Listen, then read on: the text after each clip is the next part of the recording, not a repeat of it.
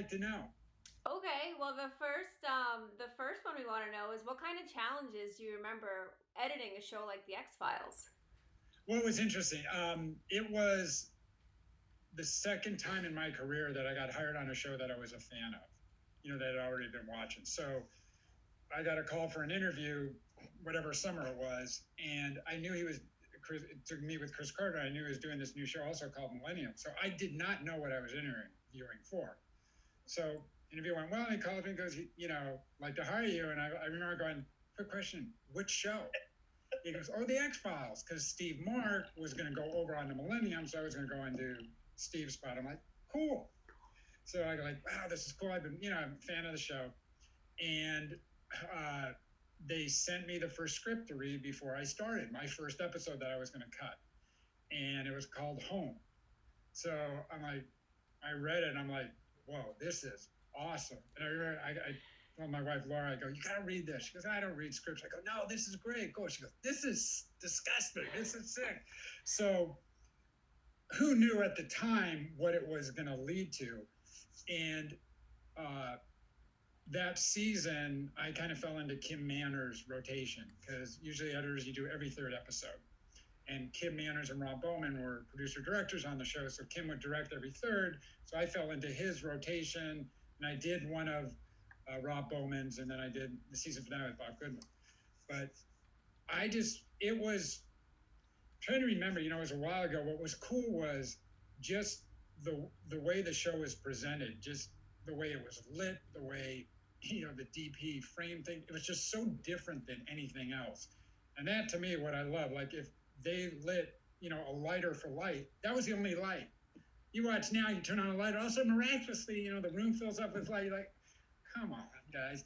And I just remember that, Kim telling me like, everyone just opened their doors to them. You could do anything, like the one episode Max where they're like flying over the city and there's just debris. You realize that's all production. They let them do that.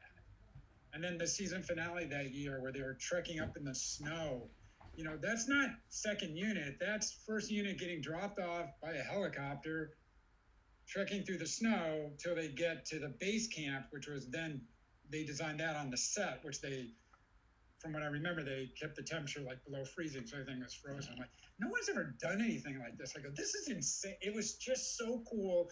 It was so much fun.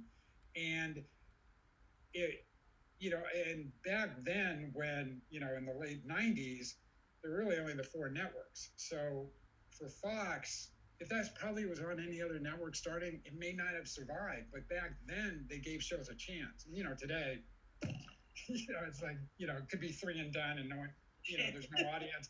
And it's so different. I mean, you were saying, on Friday nights, when was the last time you watched a show when it actually aired? You record it now, but back then you did. You're like, okay, it's on Friday night or whatever night. You carved out the time. So I just remember it was just such a cool, unique experience. And it was just at that time, I had never seen anything looked like that, filmed like that, shot like that.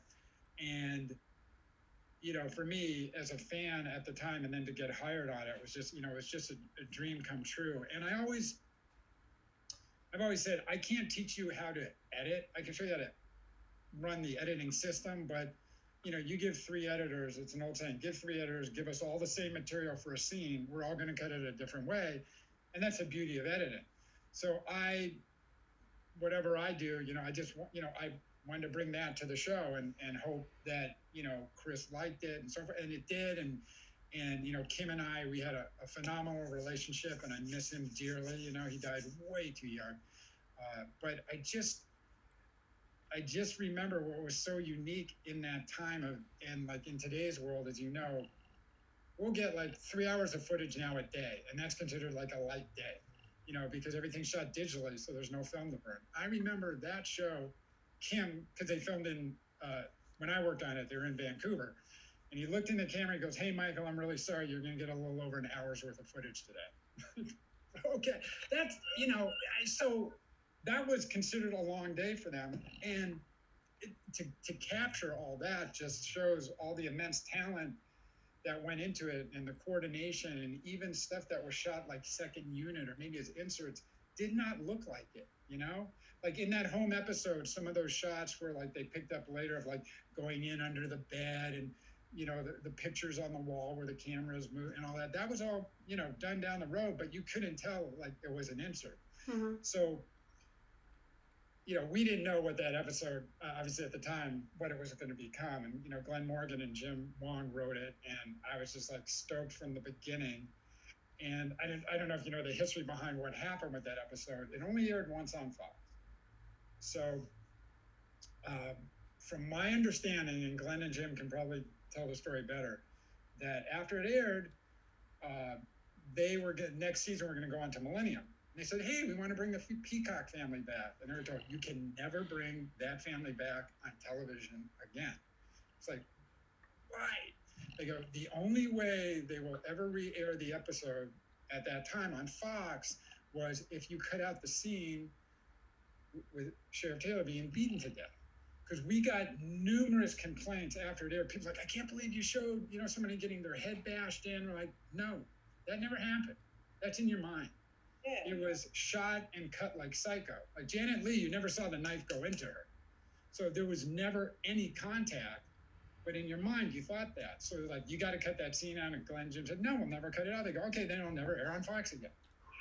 And according to lore, that's what started the TV rating system. That episode, like, you know, with a L, M, and so forth. That's what we heard. So cut to that year, I think it was the Sci-Fi, I forgot which network, they were going to start doing reruns of X-Files that summer. I think, yes, FX, right. So they came and did interviews and all these intros and all this stuff. And Home became like the #1 fan favorite. So finally, I believe like 10 years later, maybe more, on Halloween night, finally Fox re-aired the show. You know? So who knew? And then sometimes I would go into interviews, and I don't have the name of the episodes I did. I just have the series, you know, like on my resume, X-Files. Walk into it like, you cut Home. I'm like, yeah. I'm like, wow. And then every once in a while, run into Glenn and Jim, and they would joke, and they sent me a autographed picture from Ma underneath the bed, you know, strapped to me. So it was great. It was just everyone was wonderful, and it was just such a unique experience. And, you know, like I said, it's rare, you know, for me, or maybe other people too, you know, to get hired on a show that you're a fan of. And, you know, for that, like, whoa, that's so cool. So, you know, that made it special for me. And as the challenges, you know, we are going back in time, but I think I just wanted to honor, you know, the legacy of the show. And I think each editor, we all bring our own, whatever is unique twist to it. And, you know, for myself, I don't feel like cut conventionally. So that's what I wanted. But you can always change it. But, you know, there's the old school where it's like you start in the master, you get in close, and then you stay there. I'm like, well, why? You know, sometimes I may want to, you know, be close on one person and keep another person at a distance because I want that, and then maybe pop in close because that line to me will be more, you know, it'll have more emphasis. You can always change it when I, you know, go to producers and they can't, but I don't think like, I know they may change this. I'm going to present the cut the way I want it. And, you know, any producer, the studio can change it. And also one other, on that episode, it was the first and only time I ever had standard and practices actually come down into the edit room. And from what I remember, and again, Glenn and Jim could do this more justice, we had a temp sound effect in at the beginning when they're carrying the baby and they put it in the ground. I had sound effect of the baby crying. And when they put it in the ground and put the first bit of dirt on her, I stopped the crying, right? They're like, no, we can't have the sound effect, you know, the baby crying. And Glenn and Jim made a big thing out of it. So later, you know, they're like, okay, we agree, we'll take it out. And then when the woman from Standard and Practice left, they go, we don't really care about that. We want to save everything else. So they made such a big stink out of that all the other stuff they were worried about, they didn't touch. They're like, we don't care. So in that mind, I guess in their minds, like the audience can feel maybe the baby was dead before it was put in the ground. You know, but I was like, okay. So it was, yeah, and I've never had that before. They literally came down into the room, you know. So that was just so cool, as my introduction. And like I said, we didn't know at the time what it was going to lead to. And then still 25 years ago, I think that's when it aired, something like that. Yeah. That it still, holds. And what's also interesting too is you never see the title of the episodes on the screen. So, but people know every show has a title, you just don't see it on the screen. But somehow people know and know it was home. And everyone knows. yeah, I know. So I'm, just to be a small part of that is, it was very cool. It was very cool. And I loved working with Glenn and Jim and Chris Carter. I just have this image of Chris where his building was kind of catty corner to ours. So when I would park and walk to work, I would always pass his building first before I went to where I worked. And I'd always see his, I forgot what kind of car he had, like some type of Toyota truck with a big surfboard on top. And then I just remember seeing the profile of Chris in his window typing away, and then if I'd leave at night, that's where he was, I'm like, that image still sticks with me. I haven't seen him in 25 years, whatever, but I'm like, I just remember that. And it was just so much fun. And, I remember Kim just saying like how grateful everyone up in Canada was, and they loved the show, and they bent over backwards, like the farmhouse that they filmed at. They just knocked on the people's door, whoever owned it, and said, hey, and they were like, sure, and like, wow, so it was just, to me, it was a very unique experience, captured in time. And then, I cut, I think it was Memento Mori, where with Jillian won her Emmy for something, and you didn't know at the time, but it was just, it was fun. So it was fortunate, for me, just the rotation I fell in and the episodes I happened to get the cut was just very cool. And working with, Kim it was just a dream. And just, so talented. Just that showed, again, here we are, 30 years later, 24, whatever it is, still, and I was talking to my wife about it yesterday, going, that's cool that, not because I worked on it, but that there are shows that resonate, that still stick with you. And that's awesome. And it still holds up. You watch the episodes, they still hold up, and without all, think of all the technology we have today, but didn't have back then with cell phones and this and that. So it's just like, it was cool. It was just, I loved it. I had such a great experience. I had nothing but warm memories. And, again, stuff coming back to me, like it's so vivid. I realized, it was 25 years ago. My second one was about home, which is, just such a fan favorite. And of course, so controversial in time. I have to ask you. No, go ahead. I was going to ask you. And I was saying, the interesting thing, if you take away, all the controversy, it really is a love story. If you look at it, that's the unique thing about it. And when you break it down, is like our world came into their world. They were like left alone, and I'm not condoning what they do, but the family, but it's like, they didn't know anything. They didn't know better. And we just left them alone. And now they're in survival mode. And it was, when you look at it, and then the jokes about, Sheriff Taylor and things like that, it was just, there's comedy in there. It's great. It was just great. It was so much fun. Sorry, I didn't mean to. No.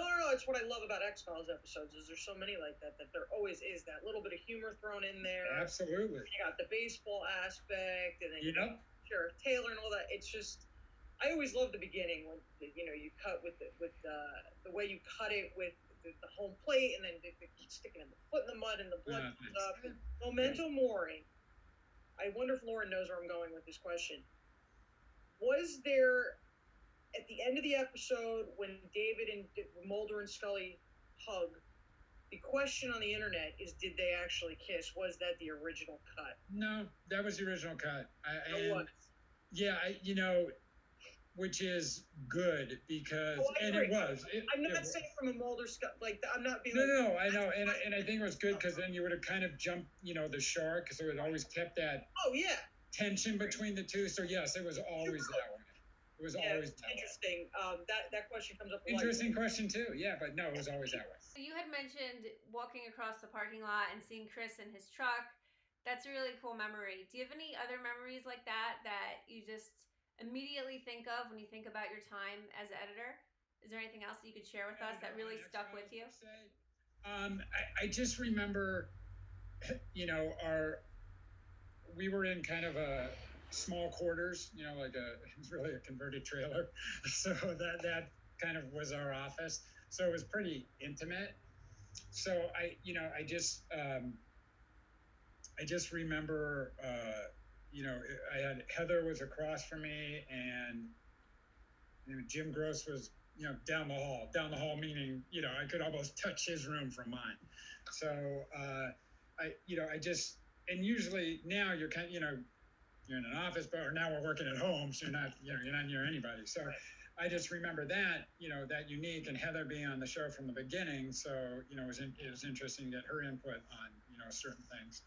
And I remember, for me, complete joy of going to work every day. And there's been shows, I'm sure you guys know, you've worked on, it's like, all right, I get out my car, I just take a deep breath, and like, all right, I know I get to go home at 8:00, whatever, and it happened. And here it was like, it was so much fun. And just like I said, everything now is shot digitally. Back then it was on film. Even though we cut it, it was transferred to a digital mode so we could cut, but it was still shot, on film. And I believe if I remember, it was 16 millimeter back then. And just the way, like I said, it was beautifully lit and so forth. I'm like, again, I'm still talking about, like, I don't see stuff like that, and it's still, I keep bringing up the thing about the lighter, but I remember, I forgot which episode where, Mulder, Scully do a lighter, and that was the light. That was it. I'm like, that's so cool, and that's brave. Like I said before, it's like, oh, wow, the whole room lit up. How convenient. Or that convenient, everything's dark, and there's a nice, spot of light right on someone's face. Like, to me, that just didn't seem real. We're going with whatever the elements are, and and that's the DP, that's your director, and Kim and Rob had been on the show for a few years, so for me it was just such a cool experience, to be a fan, and then to get hired on the show, it's like this. Like I said, it was like, and it was kind of the dream that I hoped it would be, and it was good. Working with Chris was awesome. It was definitely a collaborative effort, which is important, because a lot of times with editors, a lot of people in production, they don't know what we do. We're post-production. We're not affiliated really with the crew. It's shot and it goes somewhere, and then they see it on the air. So, and to have an exec who understands what we do, it just made that process so much more fluid and more enjoyable. And Chris just had a great eye, and it was definitely a collaborative effort. And I just remember, it was fun, man. It was just fun. It was good times, and it's the first and only show that I've worked on that has either been filmed out of state or out of country. That we were invited to the wrap party, and they flew us up there. I'm like, wow, that's unheard of. So it was really nice to get to meet the people that we had talked to, but didn't know what each other looked like. So that was wow. That was, they flew us up for, a night, and we went to the party and came back the next day, but it was awesome. Yeah. Like I said, again, talking about it brings back certain things, like, oh, that's right. I forgot about the wrap party till we just started talking, like, yeah, that's right. Got to go up there. It was cool. It was very cool. But do you have a favorite episode that you worked on? Or was that your favorite episode? I got to try to either put myself back in the time, or today, where looking at the magnitude of Home had was great, but then I think the season finale, you'll know better than me, I think it was called, was it Gethsemane? Right. That one for me, like, just because of where it took place, and like I said, they're filming it in the snow, and they're dropping like, you literally see the helicopter and the real actors get off and then trekking. I'm like, that to me was just so, I love that. And yeah, it was the season finale, and that was cool to leave those cliffhangers and stuff. But that one I remember, thoroughly. I mean, they all were fun, but that one was like, this was so cool just because of the scope of it. Yeah. Where before it'd be like, hey, can we find a, stock shot of guys trekking through the snow? It's like, those are the actors. And it was, wherever they filmed that, going through this mountain, it was, covered in snow. It was so cool. Beautiful. And it was just, I just remember it's just beautiful. And we just had tons and tons and tons of footage of them, and I had to obviously, whittle it down to a short little montage, but it was just, everything was just breathtaking, just the helicopters flying over with that beautiful white snow and our cast trekking along, and they, it was a bunch of dissolves, if I remember correctly, and they did travel a fair amount of, in real time, they traveled a fair amount of distance. Wow. And then you cut to them entering a soundstage, which right. They, froze, down to below zero or whatever it was, below freezing. And it looked good, It did. It was cool. Great episode. Thank you. It was fun. Yeah, like I said, I enjoyed it. I just had such a good time. You sort of touched on this before about how there are some shows that really resonate with its fans. So we've been asking everyone involved in the X-Files, what do you think it is about the X-Files that really makes people stick with it? People rewatch it, new generations enjoy it, people keep coming back to it. What do you think it is? I think, we got to go back to the early 90s when it first started. There was no other show like it, and that's what I hope resonates. And I like I know me as a viewer, I don't watch anything on network television. I mean, I'm a huge sports guy, so I watch a ton of sports.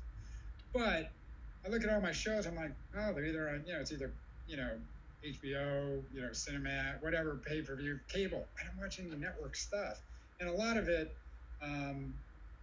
it's either rehash of, old shows or whatever. I'm like,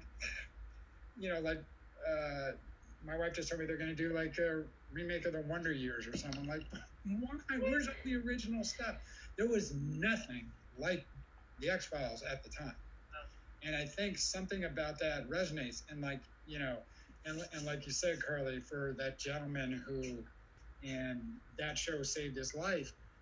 And to hear that, that's powerful. And, I hate talking about myself, but I remember back, I worked on a series, Quantum Leap. I did the final 2 seasons of Quantum Leap, and they would do fan, conventions. And I remember people in the audience getting up and saying certain episodes, because, he leapt into a different character all the time. And then one time he leapt into a rape survivor. And this one woman stood up in this massive audience and said, like, I was raped and this show, saved my life.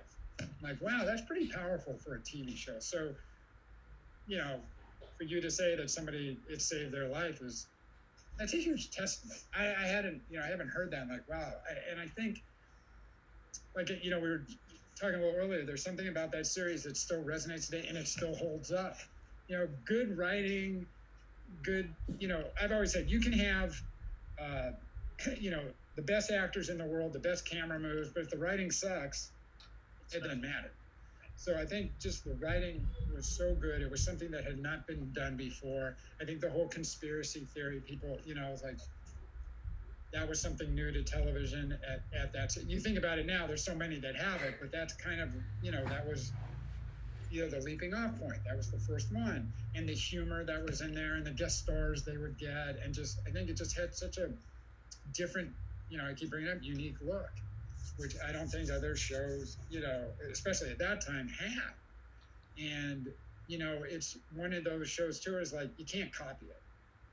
You can say like, all right, well then you'll know they're trying to copy X-Files, so this is like, it was just so unique, and to stand the testament of time that you said, like, there's fans who still, enjoy going back and watching it. It holds up because it's good.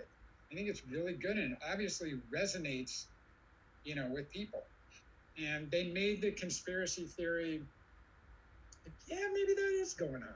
It's kind of interesting, and they had, Howard Gordon, Glenn Morgan, Jim Warren. I mean, look at the careers they went on afterwards, but, that may have been, for some of them, their first early jobs. And it's like, wow, there are a lot of talented people on that show, and then you see the careers they have, like, wow, what a great, stepping stone. And yeah, it's like, and that kind of makes me now talking about here, like, I think I need to go back and watch some stuff from the beginning and see, remember. It's so good. You're right, it is. No, there's no question. What would you like to say to the fans of the last 25 plus years? I would like to say thank you.